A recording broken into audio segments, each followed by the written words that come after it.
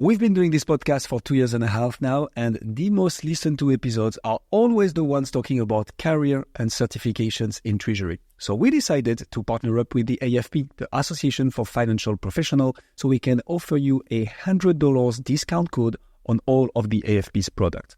This includes, of course, the CTP, the Certified Treasury Professional, which is hands down the most renowned and recognized certification in Treasury out there. And of course, the access to the CTP exam prep platform as well. Check the link in the description to access to those discount codes and take your career to the next level. Welcome to the Corporate Treasury 101 podcast. In today's episode, we discuss treasury skills, international teams, and treasury recruitment with Pieter the Kiewit from Treasurer Search. Pieter is passionate about recruitment and chose to focus only on treasury.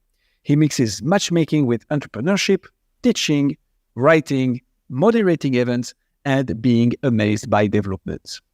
Treasurer Search is a niche recruitment boutique with a focus on interim and permanent positions in Treasury. 12 employees worked from the Netherlands and Germany and placed hundreds of candidates. In the episode of today, expect to learn what key skills should a treasurer in 2025 have or develop. What emerging trends or developments are shaping these skills requirements? What are the technical and soft skills or areas of expertise that are becoming more important in Treasury? What are the benefits of having an international Treasury team? How does someone's culture impact Treasury professionals in their day-to-day job? And, like always, much more. Pieter is honestly very impressive, very open-minded, and actually quite fun to chat with. We really hope you will enjoy the episode as much as we did. If that is the case, and when you think about how you found about our podcast, chances are that it was through word of mouth, social media, or a recommendation from your favorite podcast platform. And this is our only request to you. The only way we can get more and more amazing guests and get more people to learn about Treasury is thanks to you. So if you enjoy what you hear and maybe learn a thing or two, please consider following the show, leaving us a review, or sharing this episode to help others discover it too. With all that being said, please welcome Pieter the Kiewit.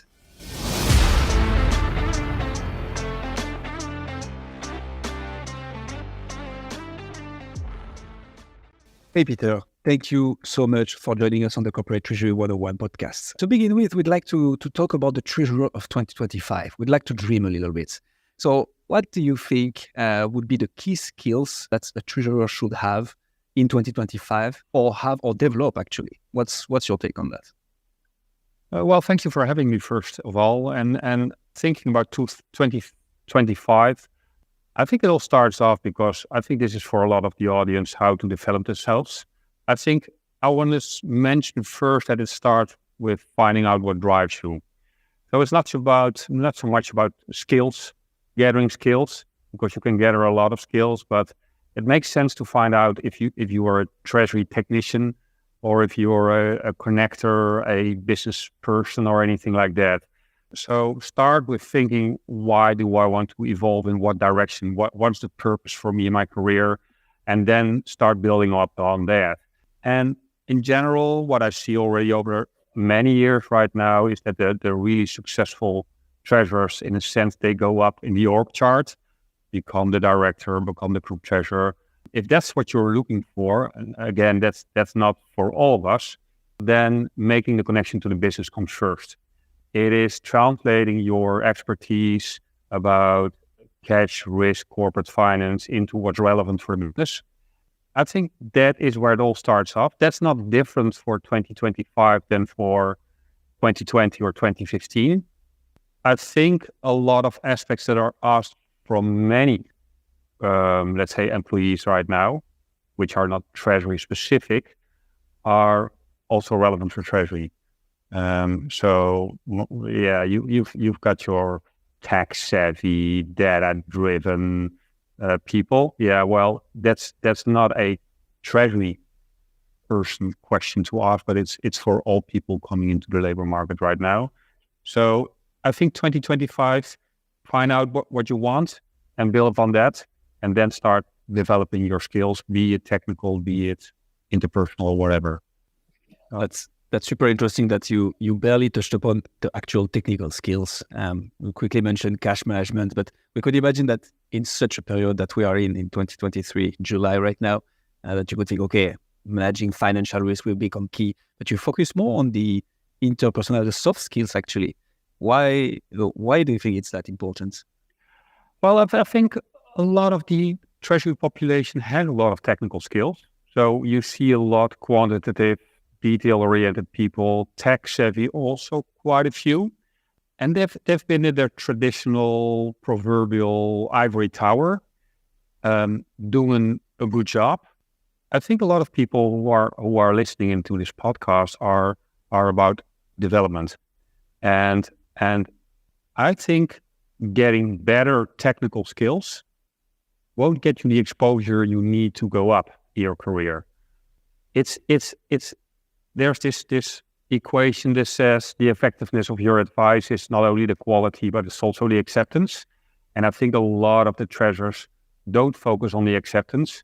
So they're talking about with their sales colleagues about FX risks, or with their CFO or even their CEO, and they lose traction because their audience is simply not interested enough. They are not finding a hook to bring it in. And TMI posted a article last week about Treasury not being sexy or making it sexy.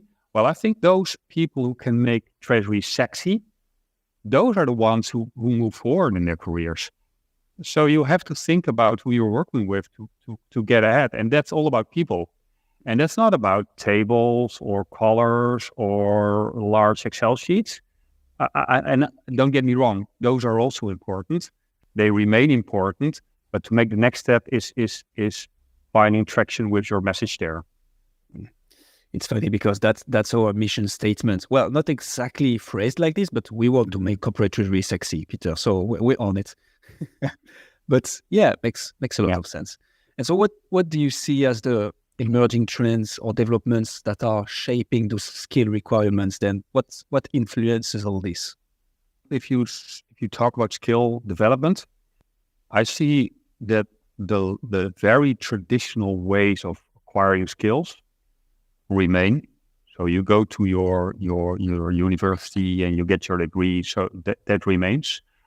I see a variation in, let's say, postgraduate skills. There's, of course, the ACT, the CTP. In the Netherlands, we've got the postgraduate at university. Those were obvious ways to get extra skills. And I think they're still relevant, but what you see with a lot of people, they develop themselves over events, over tutorials, over webinars, over acquiring a lot of extra skills, because I think the also from a certain to a certain degree, the standard educational institutions cannot catch up. It's for a university, it's hard to know what's happening in 2025 when they upgrade their curriculum every 5 years, and they did so in 2023. So you see a kind of a blended learning. That is what you see from a, let's say, how to acquire these skills, and going into the what kind of skills. Of course, the technology is quite prominent and it remains prominent, but also I think there it's what you get at the university. So the young graduates, be it economical, be it mathematical, but also the sociology people, they already come with programming skills. So the technology part is already ingrained in the current education. But if you are, let's say, not 25 or 35, perhaps you have to pick up a book or go to a course or whatever. And then I think there used to be focus a lot on cash management and pooling and TMSs and risk.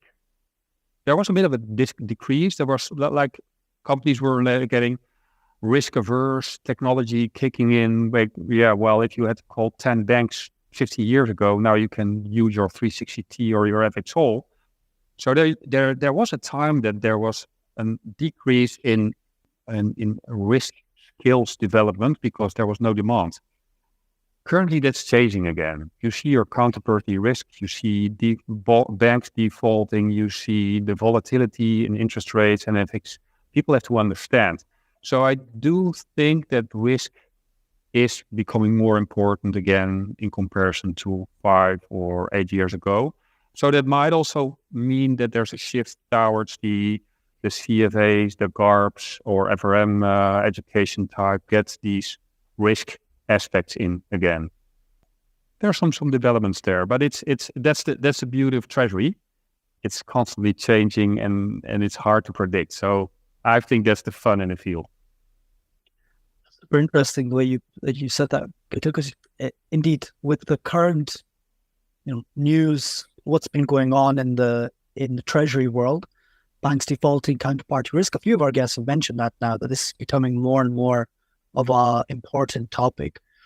I also find interesting though that there's this, what you mentioned about this time delay in something that's a big problem now, and then companies need to go out and start hiring to fill up that specific aspect of Treasury a bit more rigorously. Treasurers need to upskill themselves on those topics much quicker as well. Have you seen something like this perhaps similar in the past, and how did it pan out? So if we're talking now, that's counterparty risk. Mm-hmm. With your experience in the recruiting world, what was that thing, 5 years ago? What was the last time you saw this time delay happen in real life? A good question. I think it happens constantly. So let's say the standard educational institutes are not known for being very swift in their changes. So I can mention many examples there. What I see from the recruitment industry, because I have two focus elements in my job. It's the recruitment side and it's the Treasury side. Is, let's say, over the last 5 to 8 years, there's an increase in attention in it became a bit of a fashion thing, which I don't like that much, but agility.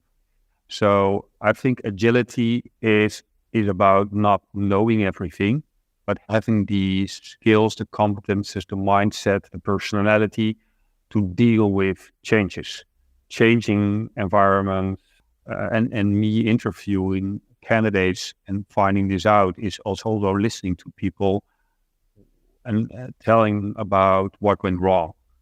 Okay, I had this plan, we executed, and it went totally pear-shaped, and then we had to change and readjust. This was the analysis, we adjusted this way, and then it worked out. That's what my clients and me like a lot, because that's a sign that somebody can work with changing aspect, whereas, let's say, others are kind of stuck in their ways. So people coming in and say, oh, I'm the guru, I'm the expert, I know everything about ethics, derivatives, listen to me and I will teach you. That's not necessarily wrong, but it's wrong for many positions. And that's only if you want a one-trick pony that would work right. And that's also not the people who can connect very well with the business. Those are the broadcasting types. And also from a recruit perspective, already for a very long time, we are always looking for ways to predict if somebody's successful. There are, let's say, measuring sticks you use to find out, will you be successful? And the obvious one, and not everybody will like to hear this, but it's simply IQ.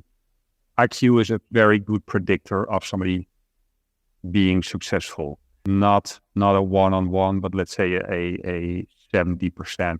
So if you're smart enough and you did you did your homework and you graduated and you've shown that you're smart, then you can also apply the concepts you learned about risk management in ethics to commodities, to interest rates, because you can go beyond and apply what's relevant there and apply it into a new situation. Going back to a soft skill again. So yeah, that's interesting. We started with a hard skill question, and it somehow wound back at a soft skill once again, which is pretty. Yeah, but it's funny that you said it's a soft skill. For me, it could be, and it depends on your definition. For me, the whole agility and the whole cognitive part of somebody being also smart and analytical, for me, that's not a soft skill. It's also not something you can acquire.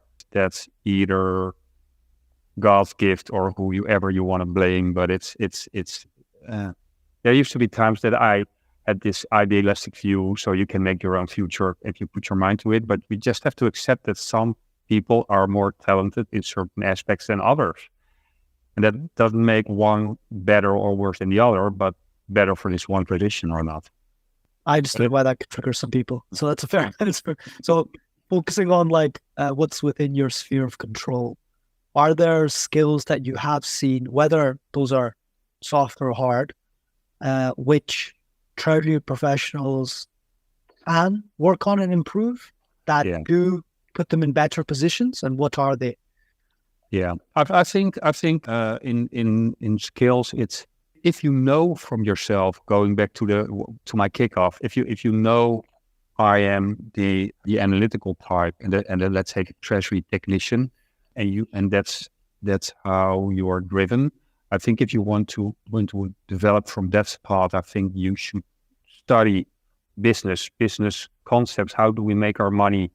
So let's say take the MBA and then really go into the books and go through the value chain and teach yourself how does this company operate and where do we make the money, and then connect that to your cash and your excess cash and to your risk and start structuring excellent solutions. If that's how you're wired, go that direction. If you know I want to go up and I've got more the communication, people skills, and I want to develop those, I think it all starts with going out, listening to business leaders, listen to their strategy, and translate that in messages that will come across. So it's communication skills, but it starts all with the listening part. So, okay, I know the CEO wants to expand into that region. Then I have to talk about that topic, but also I have to think about, okay, what are the words that he is using? Is he a profit, a upside driven person? Okay, what kind of solutions does he want to hear from me to improve the upside? Or the CFO is cost cutting, and does he want me to speak in euros, or does he want me to speak in action points? So we had one workshop one day. It was a insights driven workshop. I'm not a big fan of insights, but it's the red and the blue and the green and the yellow personality types.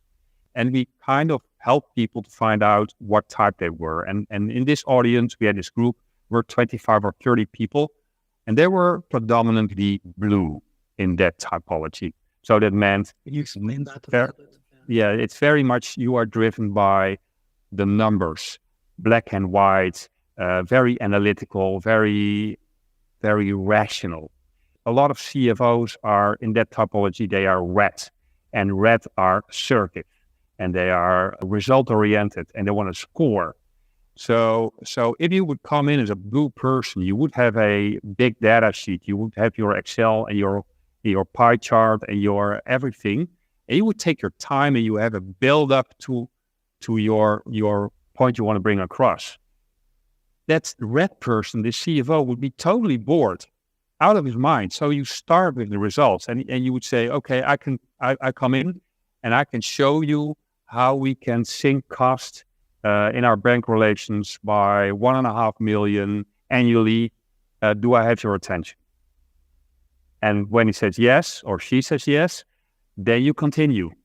So that's very much a communication skill, which is very trainable, which is almost like a trick that starts with, okay, how do I wrap up my message to make it digestible for this person?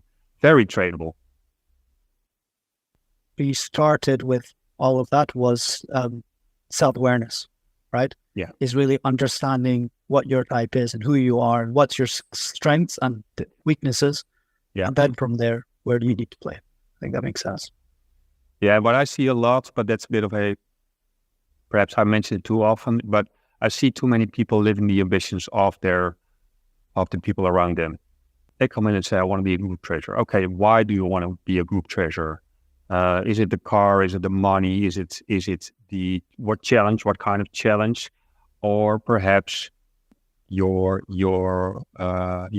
spouse said, okay, you are already in this job for 6 years. Now it's time to do something new. And then you have to think: is this the proper reason for me to start a career change, or should I better stay with what drives me instead of the drivers of others for me?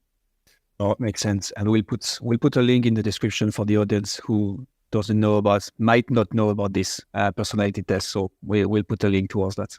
Yeah.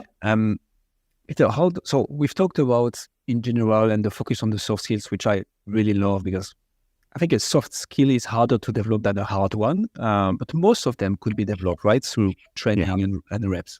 Right. So when we look at the treasurer's role, how does that one potentially varies across industries? If so, if not, it's like rinse and repeat, that's fine. But I believe there will be nuances.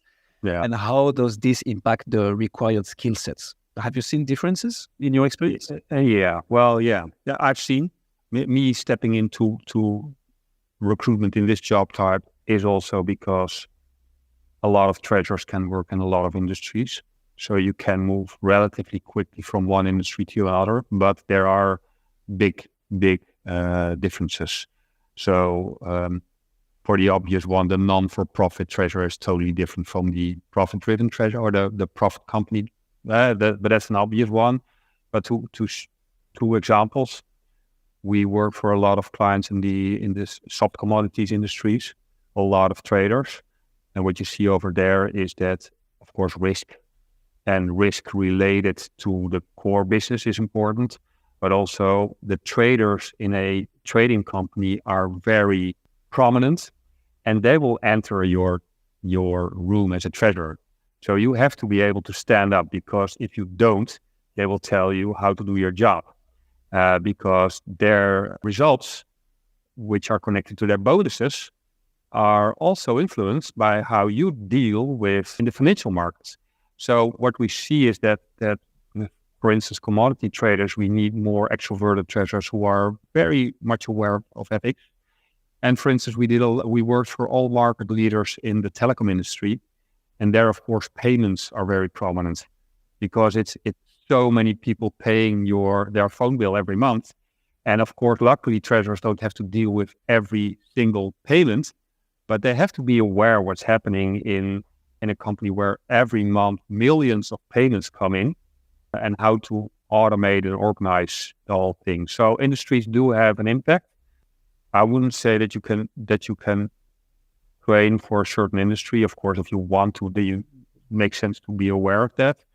But you do see that people move slowly into one or the other direction.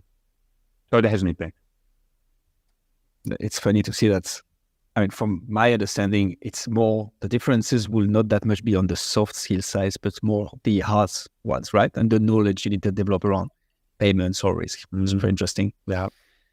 Okay. And you as a recruiter, what have you seen as being the requirements for companies when they look for their next or their group treasury or treasury professionals in general? Like if we flip the question.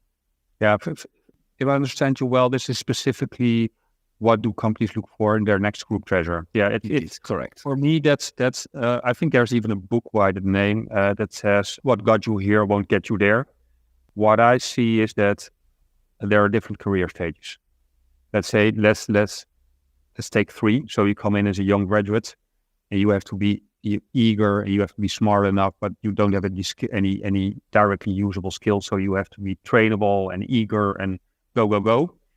And then in the mid segment, you are recruited for direct applicable skills. That's also a part of the labor market where we have a lot of work. Okay, we are implementing Kyriba, Nomentia. We are doing a new thing in ethics. So we want somebody who has done this before, because we want direct applicable skills. So that's the mid segment, and the source for the next level, of course, the director, the group treasurer, and everything related to that. So what gets you into the mid segment is your experience and your skills in that field. But if you go and want to be a group treasurer, you should be aware that your exposure and the expectations are different. So you are expected to lead a team and inspire a team and to staff a team. And you have to be able to translate this. CFO says, okay, we we are going to acquire this company. Okay, what does it mean? You have to think about the more strategic part. And what you very often see is the traditional, the best sales guy becomes sales director, and then you lose your best sales guy and you get a dreadful people manager back. And that's still also what's happening in Treasury. So your best technical treasurer becomes the boss, and he scares away all people, and he cannot communicate with the CEO. So what gets you there at the next level is not anymore the technical skills, because you've proven that you've got the technical skills. You open the book, you've got the proper IQ, you know the solutions. Now you have to show that you can inspire, analyze the business as a whole, be prominent and responsible for a whole team.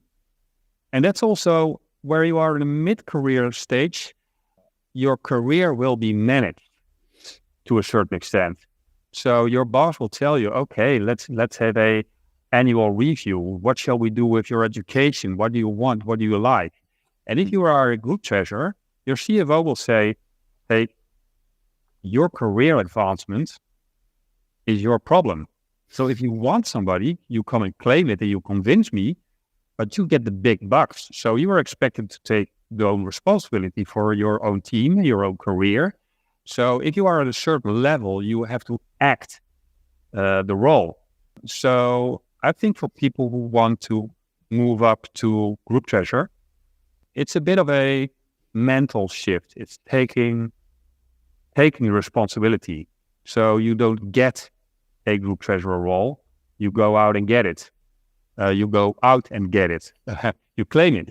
And what would be coming back to one of the things you said earlier, what would be your advice for those people who might be extremely technical, very good at their job?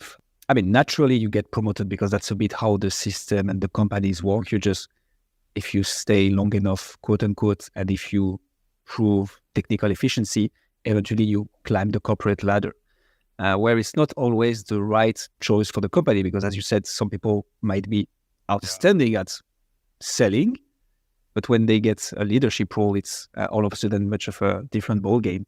So what's your recommendation for those people who are extremely technical, who want to evolve in their career, because eventually they don't want to stay there their whole life, right? So what's the right approach when you are in those shoes? Well, first about your last quick assumption, there are people who want to stay in their role forever. I used to have a boss who mentioned the ambition of a dentist. If you study dentistry, you are 26 and you know what you will do until 67 or 70 or whatever. And the current world says, okay, you have to move up. Well, for start with, it's not a default to go up or out or whatever. If it's your choosing. But if you want to go up and you want to change and make the next step, I think it makes sense if you, for instance, extremely driven and technical treasurer in FX, go to the company with the biggest FX exposures, be it the banks, be it the trading companies, be it the most international ones. And even then you can perhaps hit the ceiling. Well, there's something called the Pieter principle. I don't know if you know it, but that's a theory that says that you always in your career go up until you went too far, and then you will bounce back because you hit your head and you didn't do well there. If you can prevent it, it would be nice, because it's not always nice to hit your head. And at one stage in your career, if you say, okay, there's no better place in the world for me, given my expertise, you can perhaps stay in your job and diversify. So I know of people who are the best in the trade finance, who are also teachers, work at universities, or do a lot of speaking events or write books or anything. You can be the global expert or the national expert in one field, and that can also already be enough. But I think it starts with the acceptance of, okay, I know this is what drives me. What are the consequences of this? Because this is all not rocket science. Everybody can think of this and the effects of that. But I think analyzing and understanding is not the hard part. It's the acceptance. It's accepting that there's somebody who's a junior, who's now who will be next to you in 3 years and we will be your boss in 5 years. Some egos cannot handle that, but yeah, well, that's how it works in the world. Very interesting. Pieter, so I've learned most about Treasury. You don't really get Treasury departments in companies until they reach a certain size, right? Before that, Treasury can typically be managed by the finance functions. A Treasury department is typically only there when you're a company that has some complexity to their Treasury that requires that, which typically would branch internationally, which means that you deal with lots of different cultures, lots of different nationalities. What kind of challenges does that bring? Because I mean, being a recruiter in the Treasury space specifically means that you're almost, maybe not exclusively, but most of the places that you're placing and most of the people you're seeing going into roles and out of roles are in that multicultural, multinational environment. Yeah. And how does that make the building of Treasury teams different to different, like accounting teams, for example? And how does the cultural aspect play in that? I think this topic, I like that you touch upon this one. I think it doesn't get the attention it deserves. Perhaps it's a timing aspect. And indeed, by default, Treasury is international. And if you compare, for instance, with accounting has so many more people on average, so they don't feel the impact of the international as much as the Treasury team, which is very often way smaller, and the activities are also very often cross-border. I see it doesn't get the attention, and sometimes that leads to frustration. And sometimes it's just there are other topics that dominate or people leave. So for instance, to make it more specific and tangible, I organized a roundtable session for European treasurers working for Japanese headquarters. And that was very, very interesting, because the whole approach to doing business is so different from a Japanese company towards a European company or specifically Anglo-Saxon company. So kind of blew me away the first time I heard it. I was talking to a Japanese company, and they were based in the Netherlands. So I said, well, I assume you are also here because for fiscal aspects and fiscal optimization, because, hey, that's the reality in corporate treasury. And this Japanese man said, that's totally not the case, because we consider it an honor to pay taxes. And I really had to think, an honor to pay taxes. So his mindset was, we want to contribute to a society. We want, and that's so very different from what our mindset is towards business, that I really had to get my head around it. And also what you, for instance, saw with the people in this round table, it said, okay, we went in and we saw tons of opportunity to, for instance, sink cost, because these Japanese banks, they have high fees. So they build a business case and they can cut costs in half, and then they present and for to their bosses in Japan, and they hear absolutely nothing, and they present again, and they present again, and then they're frustrated. But the mindset in Japan, it's the whole concept of keeping face is like, well, Chinese or Japanese to Dutch people, for instance. The Japanese bosses don't want to tell their employees that this plan will not fly, because their relationship with their banks is already there for dozens or hundreds of years, and they will not change the relationship. So this plan will not be applied. But it's not told to the European people. That, of course, is one of many examples where things can be very, well, let's say at least interesting. And I think this whole, if you want to tackle it or you want to do with it, it all starts with awareness. Yeah, and we Dutch are known to be rude, loud, direct, and everything. And I think it's totally just so.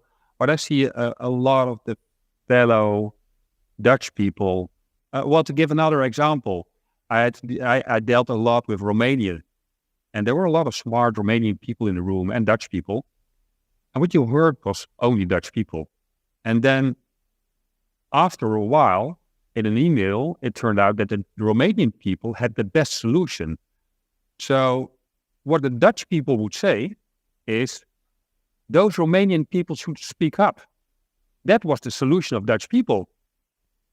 But what they didn't think, we Dutch people, perhaps we should shut up more and listen and give them the time to speak up and tell what they got to bring. And I think there's a wealth of things that we can get there, and we could be so much better in Treasury and other fields, but it's very much untapped. How do Treasury professionals proactively avoid such situations, Pieter? Like self-awareness, I understand self-awareness is a big thing, but it's hard to be self-aware. Like I've worked with Dutch people, I've also worked with Japanese people. I tell you, the Dutch people don't realize they're being loud and things just out of this, just naturally how they're raised and who they are. They just don't realize it, but it's hard to be self-aware like that. Yeah. Especially in business context, especially when you have a specific problem in front of you, especially when you're a problem-solving type to try and want to find the best solution, and you worked with your peers in that culture for so much, you're used to people just chipping in. Like, have you seen people just do it very, very well? And have you seen people start very poor and develop the skill to be able to handle that very well? I think more interested in that second one. That's a good question. I'm pretty sure that tomorrow I have the right person for you right now. I had a few examples there, and don't get me wrong, no research here and no preparation. I see a lot of women doing very well here. I don't suggest, well, I don't claim a correlation, but all the examples that pop up are women there. I do see that in our home market, which is the Netherlands, that there are quite a few, for instance, people from, again, Romania or Eastern European people stepping up. They land, they do well, they keep their eyes and ears open, and they take the best of all worlds and then advance relatively quickly. And that could be also because they bring, let's say, the work ethics of how they were raised, long hours, and blend them into the, let's say, more prominent communication skills.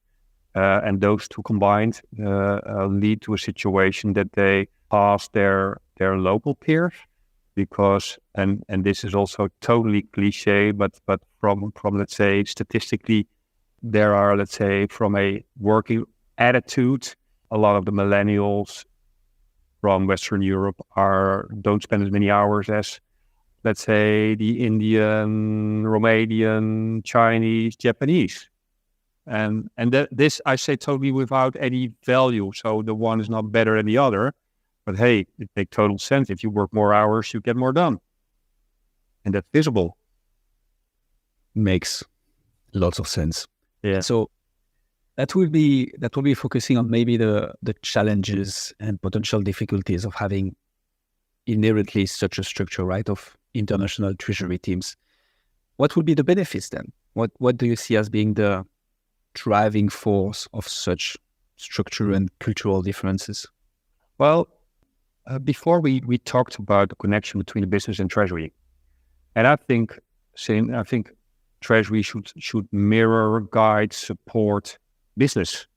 It's a support function, and I think if you are aware what's happening in the business anywhere in the world, you will be a better treasurer for it.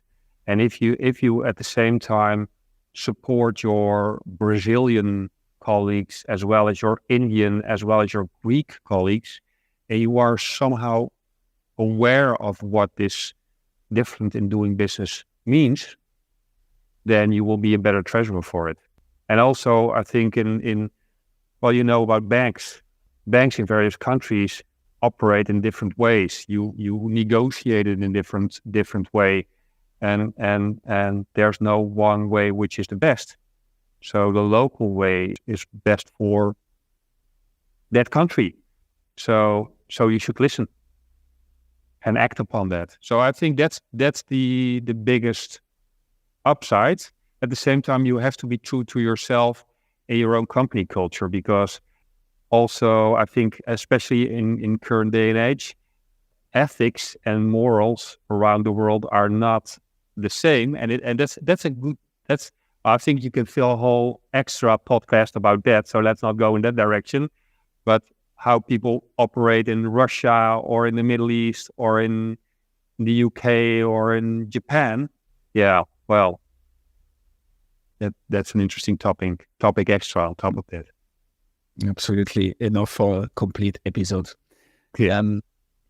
And so what would be we talked a lot about skills, right? What would be the specific skills that are important for working in or leading actually an international treasury team? So I think you mentioned self-awareness, that is coming back quite often, like reflection, being able to question yourself and evolve based on that. Yeah. The way you talk about it, I feel listening, and more precisely active listening, is key.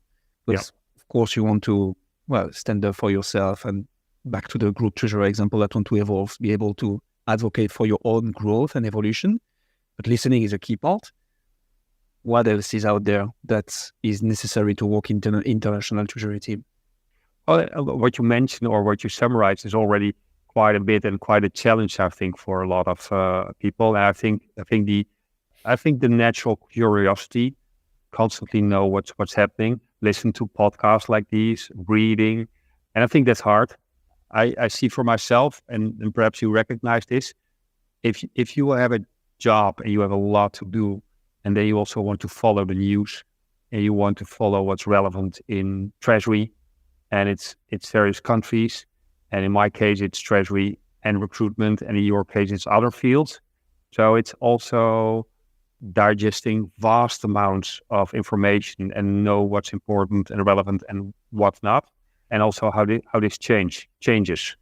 So really switching off every sentence for as of, let's say, 5:30 in the evening, and start again 8:30, 9 the next day. I think that's impossible if you want to move forward. But I think that also that connects to curiosity, being inquisitive. Yeah, and if it's curiosity, it's also for your own benefit. You see it less as work potentially, right? So this notion of time becomes a bit more blurry. Yeah, and also not very think beyond the obvious. Know what's happening. Not only read all the Treasury magazines, but also pick up a newspaper and know about other stuff. 100% makes lots of sense. Pieter, obviously this conversation makes me think about a hot topic, even though that's a topic that has been going on for a few years now, but diversity and inclusion. Do you see, as a recruiter, as this being more and more of a requirement from your clients? And maybe to go a bit beyond just that question, because I suspect what the answer is, how do you include that into your research, and what are the clear benefits of it, if any? I suspect there is, but I see with diversity that it's partly very sincere and very relevant and successful. It's partly greenwashing, but hey, that's or a variation on greenwashing. I see quite a few of my clients who are very active, in a sense, like they say, okay, we want more women, present female candidates, period. And also choose the female candidates if not even the qualities are more or less the same. So that's a tricky part, because we all know the discussion there. Do you want that? Do you want to do positive discrimination? We have one client who is demanding anonymous CVs, and match reports, which is not easy. And so if you want to take out gender, age, nationality, what's left in there, there's quite a bit taken out of the CV. But I must say that the results are very good, very objective, good matches there. So that's what I see. So there's proactivity goes from clients.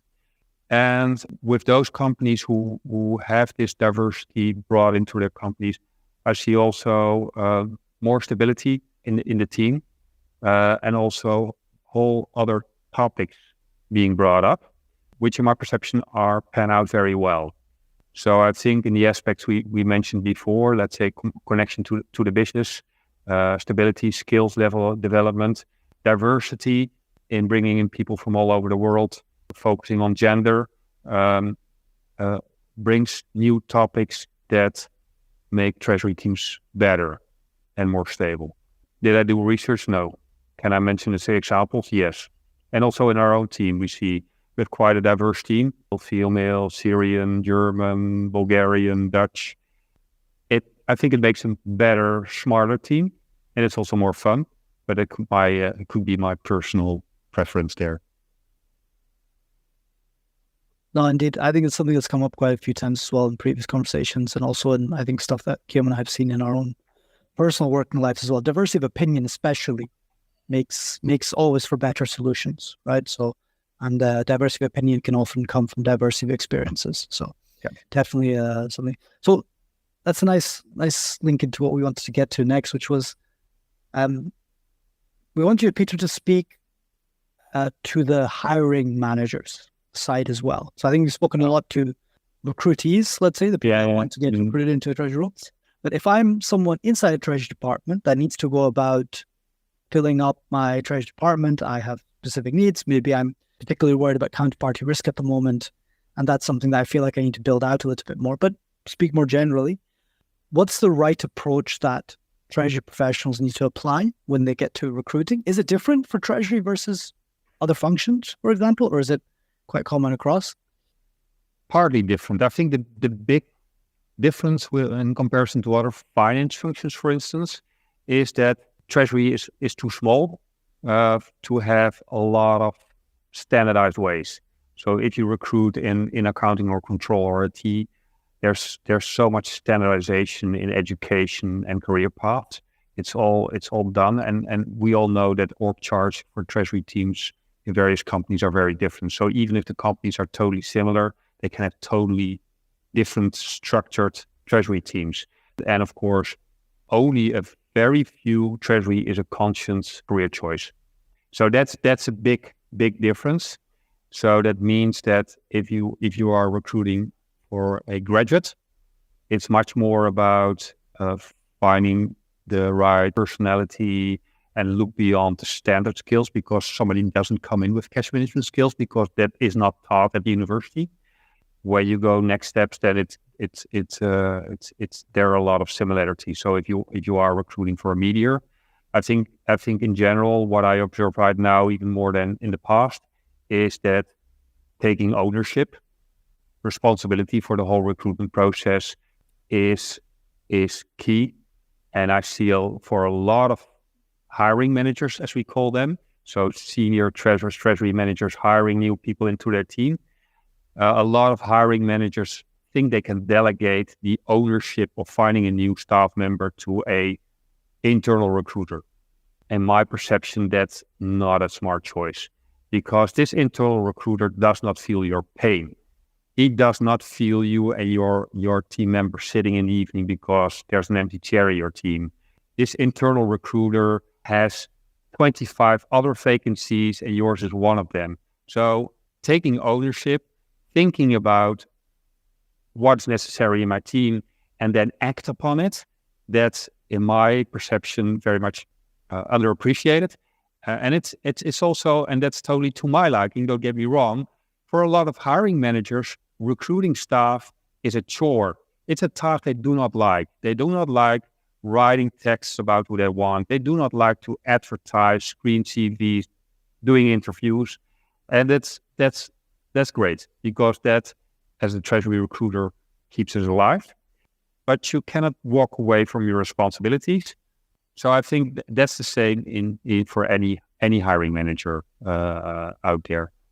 I was going to say an internal recruiter, though, would have a much better grasp over, for example, company culture, right? And if someone that they're looking towards off the bat is someone that would fit the company culture, their background, their experience or whatnot. is there? I guess there's always a pro and con to each thing, right? Yeah. No, but don't get me wrong. I don't want to put internal recruiters in offside position. I think they have their value, but you cannot 100% delegate to them. So I think the treasurer should also know the company culture, but it's totally fine if the hiring manager delegates, but then don't drop the ball. Be in the process, be on top of the process. Also, because a lot of the internal recruiters are not able to screen CVs because they don't understand Treasury. What's an RCF? What's cash pooling? What does TNS stand for? That's it's too hard to teach an internal recruiter the Treasury lingo. So you cannot step away from the whole process. And it happened more often than once that we are, as an agency, included in a search where the company tried themselves or through another agency. They were not successful. And at the end of the day, we placed a candidate that already applied before because the internal recruiter was not able to understand the CV, rejected the candidate, and then we reintroduced the candidate and the candidate was placed. And that's for me an example that the hiring manager stepped away too far away from the process.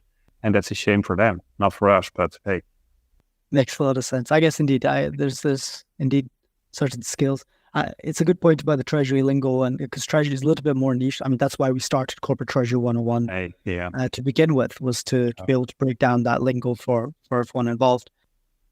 We've talked a lot about soft skills being super important. I understand that. I also understand that's definitely the case because of what you just mentioned there as well, which is that there's no standardized path into Treasury, right? People coming from all over things. So a lot of the time you can't say, okay, I want someone that studied this degree, that did this job, that did that, because that's a unicorn if you're ever going to find it. Plus, that's not going to warrant success in Treasury, right? But are there any hard qualifications or hard backgrounds or hard things that hiring managers should look out for that typically make good Treasury managers in broad sense of the thing? Maybe there's a lot of certifications out there, for example. Is that? Yeah, the qualifications, Treasury qualifications are always good. And it's like if people say I am at an academic level but I didn't graduate, there you have a question mark. You know, okay, it's nice of you to say, but let me assess, because I don't believe you based upon what you say there. Whereas if somebody graduated and he has the diploma or she has the diploma, then you can assume the level is there. And that's the same for Treasury. So Treasury qualifications, great. And perhaps we steer into a situation that they will be standardized and you should have them.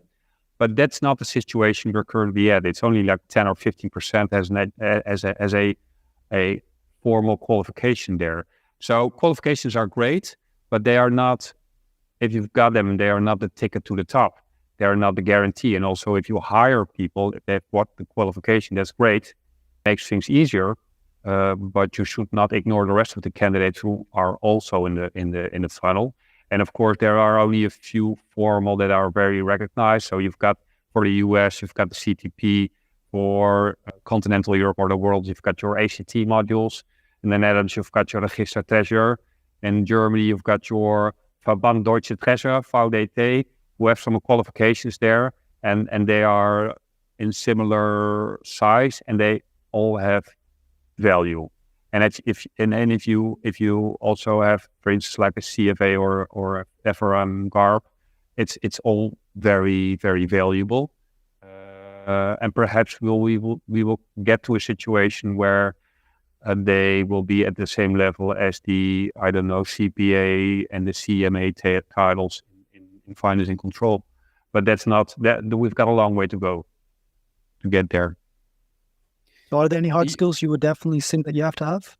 Sorry. Well, from hard skills, if somebody wants to invest in it first, I would say Excel. Excel, the most used TMS out there.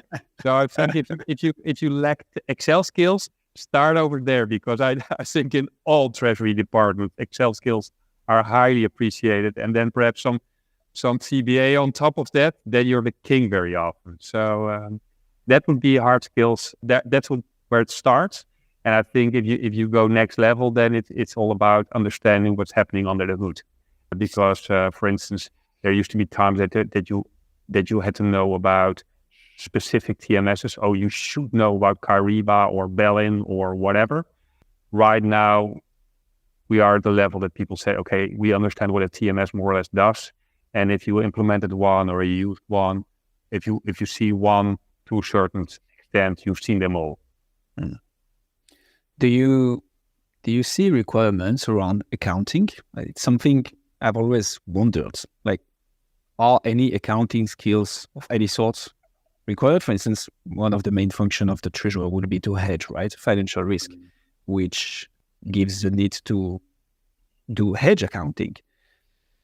Is any form or sort of accounting training background, you mentioned the CPA earlier, sometimes necessary for a treasury role, or that's not something you see that much? It's always appreciated, and only in 10 to 15% of the assignments we have, it's a must, especially for the formal treasury accountant. And what you see over there, very often at least, if they are not well paid, it's very often a formal requirement that is not really necessary. So they say, oh, it should be an IS 39 or an IFRS 16 or whatever. And then in real life, it's not that necessary, or it's high level.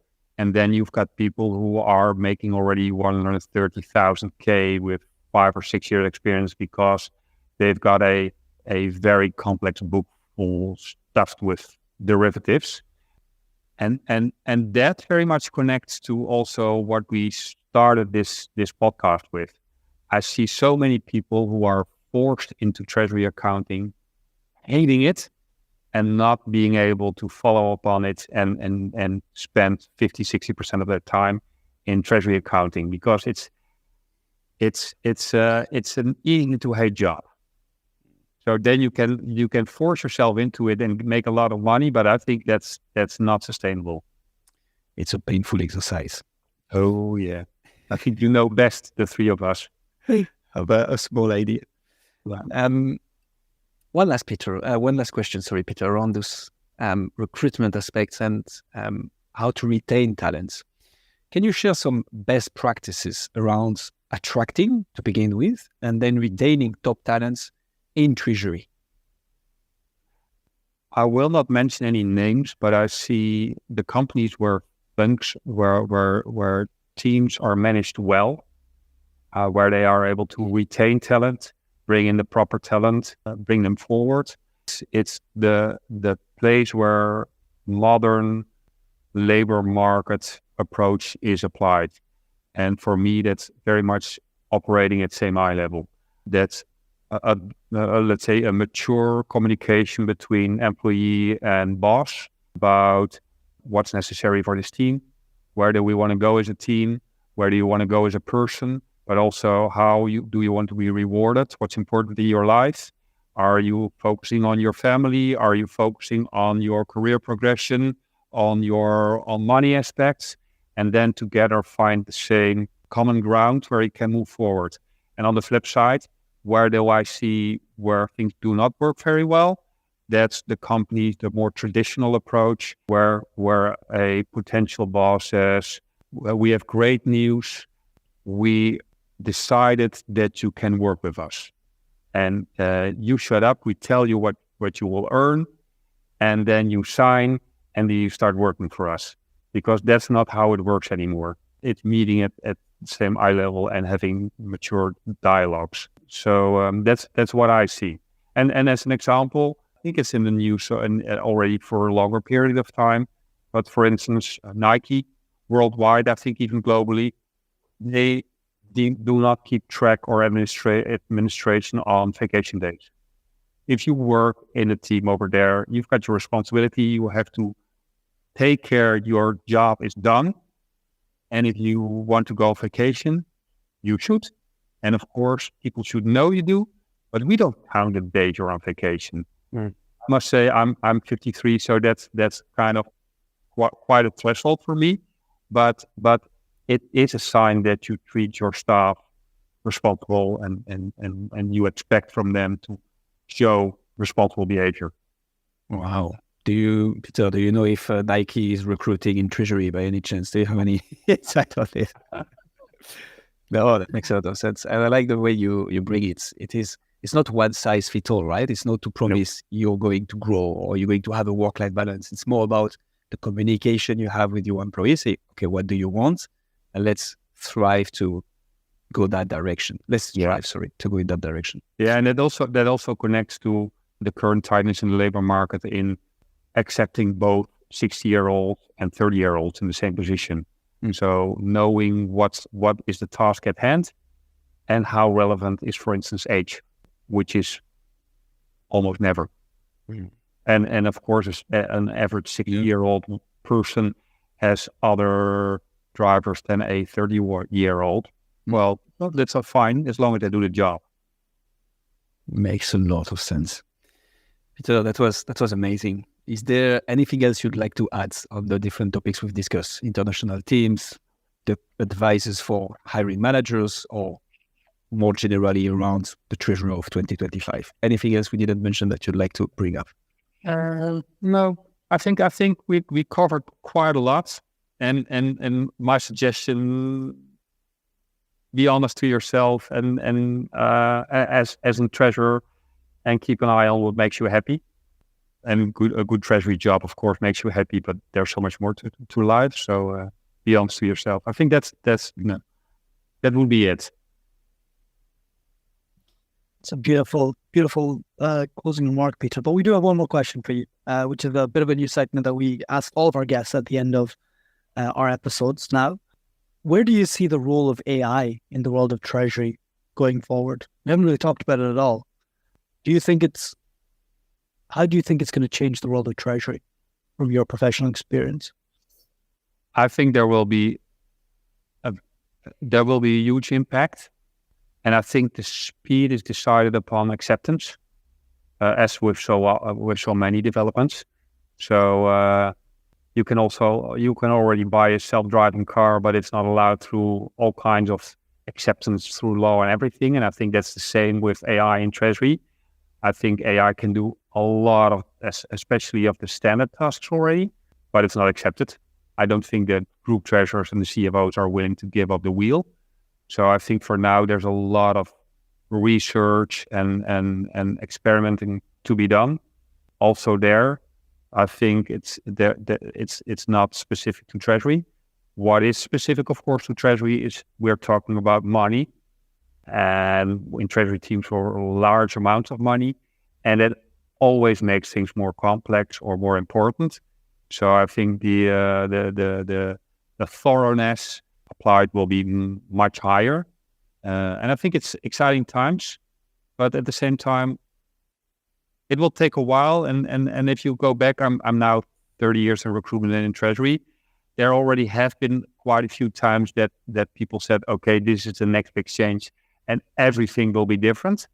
And I don't want to sound cynical, because I think in 30 years this might be the biggest one. But I don't think if we will meet again in 5 years in another podcast that only 10% remained of treasury and 90% is different. But okay, perhaps insights.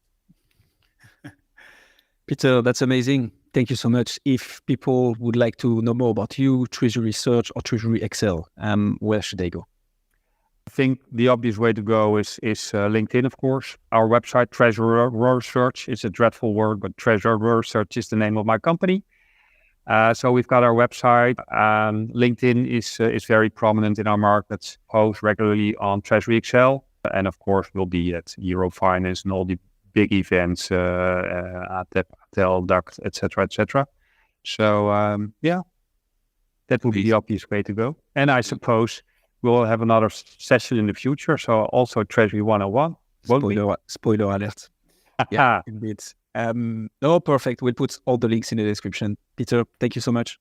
Thank you very much. And thank you. See you next time.